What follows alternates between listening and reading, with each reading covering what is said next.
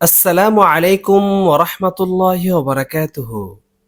প্রিয় বন্ধুরা, আশা করি আল্লাহ পাকের অশেষ মেহেরবানিতে আপনারা সকলেই ভালো আছেন।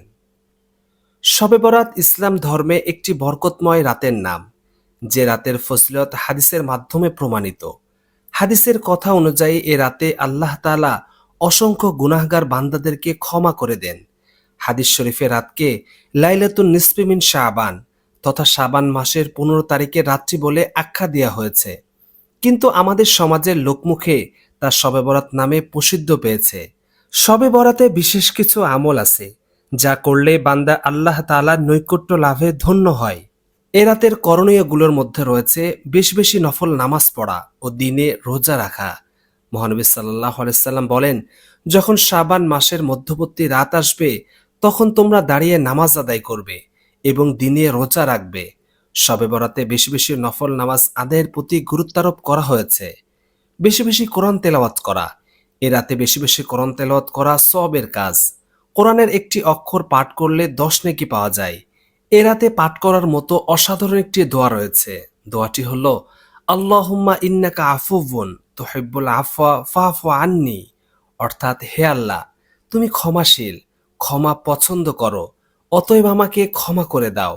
শবে বরাত মুক্তির রজনী বা মধ্য শাবানের রাতে আল্লাহ রসুল সাল্লাল্লাহু আলাইহি সাল্লাম রাত্রি জাগরণ করেছেন এবং দীর্ঘ আমলে মশগুল ছিলেন। এ বিষয়ে এক হাদিসে আম্মাজান হযরত আয়েশা রাদিয়াল্লাহু তাআলা আনহা বর্ণনা করেন, একবার রাসূলুল্লাহ সাল্লাল্লাহু আলাইহি সাল্লাম রাতে নামাজে দাঁড়ান এবং এত দীর্ঘ সিজদা করেন যে আমার ধারণা হলো তিনি হয়তো মৃত্যুবরণ করেছেন। তখন আমি উঠিয়ে তার বৃদ্ধাঙ্গুলি নাড়া দিলাম। তার বৃদ্ধাঙ্গুলি নড়ল। যখন তিনি সেজদা থেকে উঠলেন এবং নামাজ শেষ করলেন, তখন আমাকে লক্ষ্য করে বললেন, হে আয়েশা, তোমার কি আশঙ্কা হয়েছে যে আল্লাহ রসুল সাল্লাল্লাহু আলাইহি সাল্লাম তোমার হক নষ্ট করবেন? আমি উত্তরে বললাম, না হে আল্লাহ রসুল, আপনার দীর্ঘ সেজদা থেকে আমার এই আশঙ্কা হয়েছিল আপনি মৃত্যুবরণ করেছেন কিনা। তখন নবী সাল্লাল্লাহু আলাইহি সাল্লাম জিজ্ঞাসা করলেন, তুমি কি জানো এটা কোন রাত? আমি বললাম, আল্লাহ ও তার রসুলই ভালো জানেন। রাসূলুল্লাহ সাল্লাল্লাহু আলাইহি সাল্লাম ইরশাদ করলেন, এটা হলো অর্ধ শাবানের রাত, শবে বরাত। আল্লাহ তাআলা অর্ধ শাবানের রাতে তার বান্দার প্রতি মনোযোগ দেন এবং ক্ষমা প্রার্থনাকারীদেরকে ক্ষমা করেন এবং অনুগ্রহ প্রার্থীদেরকে অনুগ্রহ করেন, আর বিদ্বেষ পোষণকারীদেরকে ছেড়ে দেন তাদের অবস্থাতেই। উপরোক্ত হাদিসে দীর্ঘ নফল নামাজ দীর্ঘতম সময় সিজদা করার কথা আছে। সুতরাং এ রাতে নফল নামাজ সহ অন্যান্য ইবাদত বন্দেগীর প্রতি যত্নবান হওয়া কাম্য। যেমন নফল নামাজের সাধারণ নিয়ম অনুযায়ী 2 রাকাত করে যত রাকাত সম্ভব পড়তে থাকা, কোরআনে কারিম তেলাওয়াত করা, দরুদ শরীফ পড়া, তওবা ইস্তেগফার করা, দোয়া করা এবং কিছুটা ঘুমের প্রয়োজন হলে ঘুমিয়ে নেওয়া।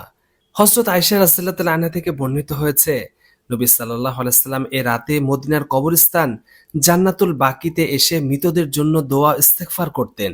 তিনি আরো বলেন, নবীজি সাল্লাল্লাহু আলাইহি সাল্লাম তাকে বলেছেন, এই রাতে বনে কালবের ভেড়া বকরির পশমের চেয়েও বেশি সংখ্যক গুনাহগারকে আল্লাহ তাআলা ক্ষমা করে দেন।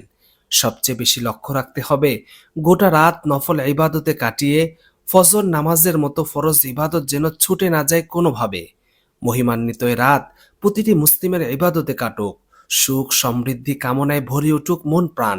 প্রতিটি মুসলিমের ইবাদত মহান আল্লাহ রাব্বুল আলামিনের দরবারে কবুল হোক। ইবাদতময় হোক লাইলাতুন নিসফি মিন শাবান।